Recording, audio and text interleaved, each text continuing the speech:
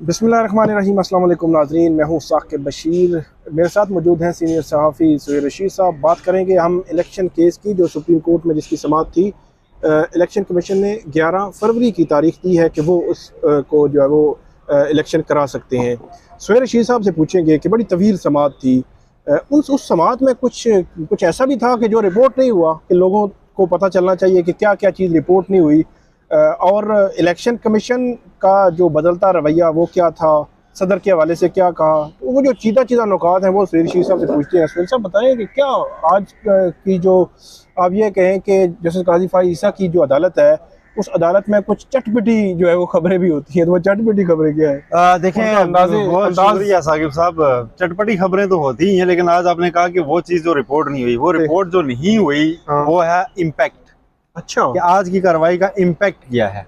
आज की कार्रवाई का इम्पैक्ट यह है कि पिछले 4-5 महीने से जो इस मुल्क में कुछ तज्जिया कारों ने, वजारत कानून ने और इलेक्शन कमीशन ने मिल के एक हवा में किला बनाया हुआ था मिली भगत से कि इलेक्शन की तारीख देना सदर का नहीं जी, इलेक्शन कमीशन का काम है, क्योंकि इलेक्शन एक्ट में तरमीम हो गई है। ठीक है जी, 57 के तहत अब डेट जो है ना वो देगा। और सदर ने खत लिखा कि आए मुशावरत करनी है। नहीं जी, आपकी तो जरूरत ही नहीं है, हम देंगे, हम आजाद हैं। और उसके ऊपर मतलब तज्जियाकार तो आज भी कह रहे हैं, ठीक, सुबह से शाम तक अदालत में किसी एक की मजाल नहीं हुई कि ये अपना मौकफ दोहराए।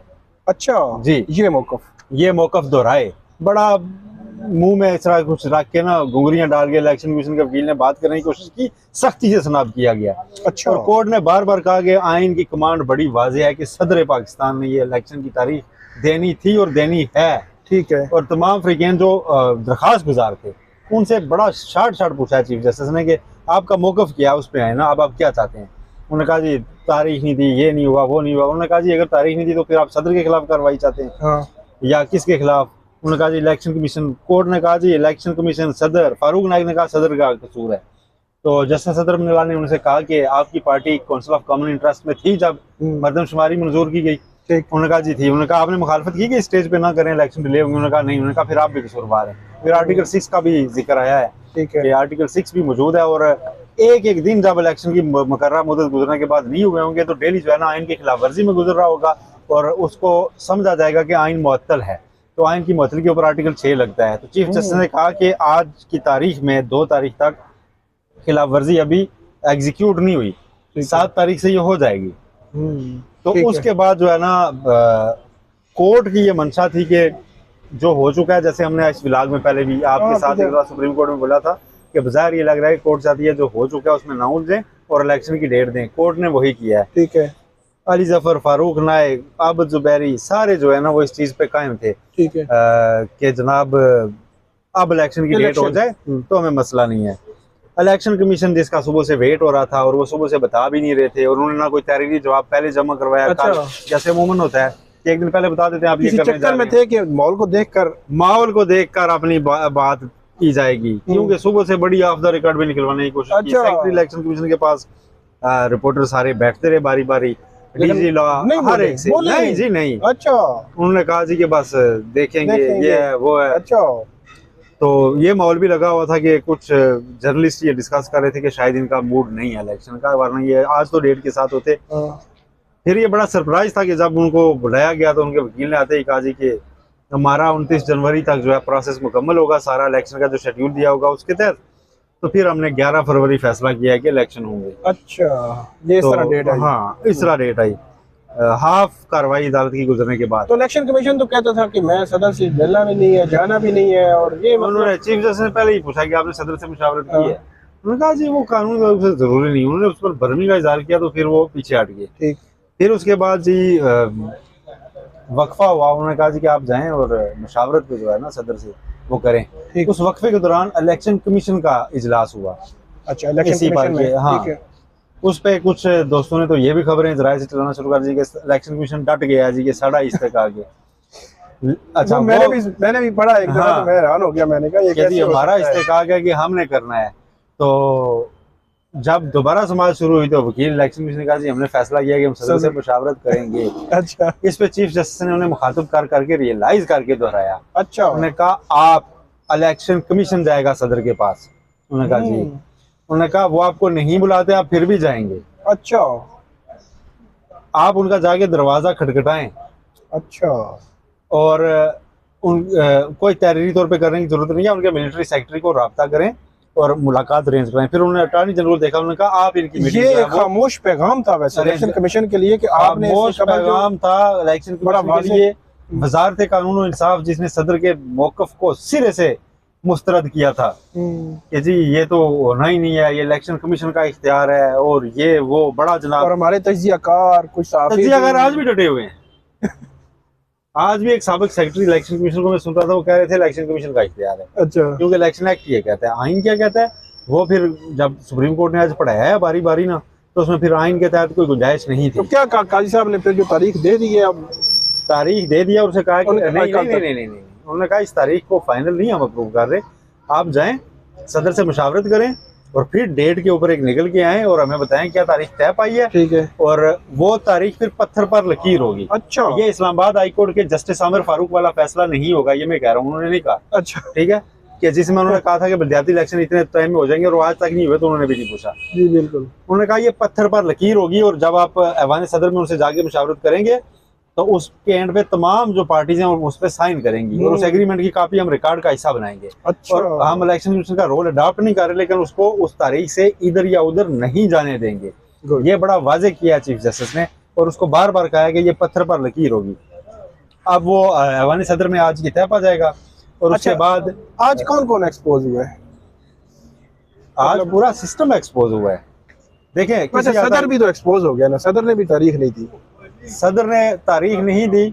सदर ने कहा कि हम तारीख, सदर ने अली जफर ने यह कहा कि सदर ने एक तारीख अपॉइंट जरूर की, लेकिन जस्टिस अतर मिनल्ला जो हैं, जस्टिस अतर मिनल्ला ने ये जरूर कहा कि जब बात उठाई कि सदर ने तारीख नहीं दी, जस्टिस अतर मिनल्ला ने कहा कि इलेक्शन चूंकि कंडक्ट इलेक्शन कमीशन ने कराने तो सदर तो उनसे मुशावरत के बगैर तारीख दे ही नहीं सकते।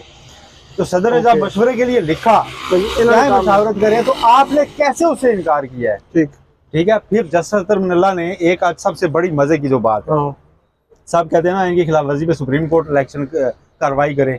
आज सुप्रीम कोर्ट के जस्टिस अतर मिनल्ला ने आइन का वो आर्टिकल पढ़ के बताया है, फारूक नाइक साहब को कहा कि आज मैं आपको आइन का एक आर्टिकल पढ़ाऊंगा जिसपे बहुत कम तवज्जो दी गई है। अच्छा। वह 212, जिसके तहत सर्विस ऑफ पाकिस्तान में मौजूद कोई बंदा अगर आइन की खिलाफ वर्जी कर रहा है तो उसके खिलाफ आप इंदराज मुकदमा में जा सकते हैं। और उन्होंने कहा कि सर्विस ऑफ पाकिस्तान में चीफ इलेक्शन कमिश्नर भी हैं। अच्छा जी। और उन्होंने कहा कि किस हैसियत में इन्होंने ये कहा कि हम सदर से मुशावरत ही नहीं करेंगे। सदर ने तो मुशावरत से ही डेट देनी थी और उन्होंने जब लिख दिया था उसके बाद उनके पास गए क्यों नहीं है। यह जस्टिस अब्दुल्ला ने बड़े रेलिवेंट जब क्वेश्चन उठाए तो उसके बाद अदालत का एक पूरा माहौल जो है ना वो बदल गया कि भाई कसूर हमारी तरफ से हुआ है। सदर ने अपनी ये जिम्मेदारी जरूर पूरी की कि उसने हमें खत लिख का मुशावरत के लिए भी बुलाया, हमने मुशावरत के जाने से इनकार किया, फिर उसने खत लिख के हमें एक डेट तजवीज़ भी की कि मेरी नज़र में 6 नवंबर को हो जाने चाहिए, उससे लेट तो बनते ही नहीं है। सही है। ठीक है। तो उसके ऊपर कुछ भी नहीं हुआ। फिर सदर के बात आप करते हैं ना, 14 मई के इलेक्शन आपको याद है? हाँ बिल्कुल, वो भी तो डेट दी थी। जी बिल्कुल। तो सदर तो डेट देते रहे हैं। अब जब ये बात खुली कि यार मामला तो कुछ इस तरफ है, तो अटॉर्नी जनरल ने पता आपसे अब क्या इस्तदा किया सुप्रीम कोर्ट से कि जी मेहरबानी होगी फैसले में आप अब इसका जिक्र ना कीजिएगा कि आर्टिकल 48 के तहत ये सदर का इख्तियार था। अच्छा जी। उन्होंने कहा कि फैसले में इसकी बात ना करें। क्यों? पर डर गया सबको कि फैसले में ये कह दिया गया कि सदर का इख्तियार था, तो फिर बात खुलेगी तो दूर तक जाएगी। कल की कोई इसी फैसले को बुनियाद बना के आर्टिकल 6 में चला जाए इंदराज मुकदमा के लिए कि जी कौन कौन सी खिलाफवर्जी कर रहा है, तो बात बहुत दूर जाएगी। तो उन्होंने कहा जी इसको आप ओपन रहने दें, इसकी आप तशरीह ना करें। और उसके बाद अटॉर्नी जनरल जब वक्फा था तो इलेक्शन कमीशन काम को बड़ा उनके साथ बड़ी भाग दौड़ थी। बैठने का टाइम ही किसे था, सीढ़ियों से ऊपर नीचे, एक से ऊपर दूसरे से नीचे, फिर बाहर बरामदे में। अच्छा। और वो तय ये पा रहा था कोई ऐसा मौकफ लें कि आप बचना भी है। ठीक। तो वो बचने का मौकफ जो है वो फिर यही था कि सदर से मिलते हैं, हम सदर से मिलते हैं। ठीक है। अब सदर से मिलके उन्होंने मिट्टी पाव पे गए हैं। मैं आपको बताऊं, नजरिया जरूरत जो है ना वो बदनाम बड़ा है लेकिन वो आम भी बड़ा है। उसकी जरूरत आप दूसरे तीसरे दिन पड़ जाती है। ठीक। अब इस पे माइंड नहीं किसी को करना चाहिए। सुप्रीम कोर्ट ने भी आज नजरिया जरूरत से काम लिया है ना कि अब तक जो हुआ उस पर मिट्टी पाओ, क्योंकि उससे मामला मजीद इंतवा में जाएगा। चलो इलेक्शन कराओ और हैप्पी एंडिंग कर लेते हैं। ठीक।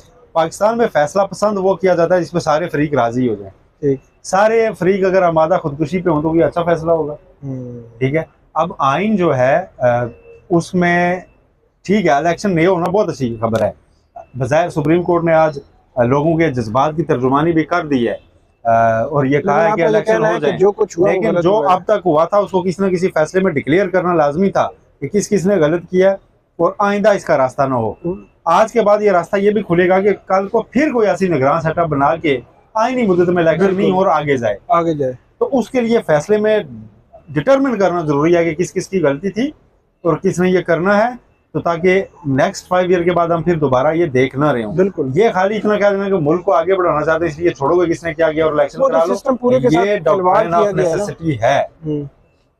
पूरे सिस्टम के साथ जो है वो खिलवाड़ किया गया है। वजारत कानून थी, इलेक्शन कमीशन था, PDM की जमातें थी, सब जो है वो मिल मिला के उन्होंने जो है वो 90 डेज इलेक्शन वाला जो आइन है उसको तोड़ा और उसका अब जो है वो जिम्मेदार किसी को नहीं ठहराया गया।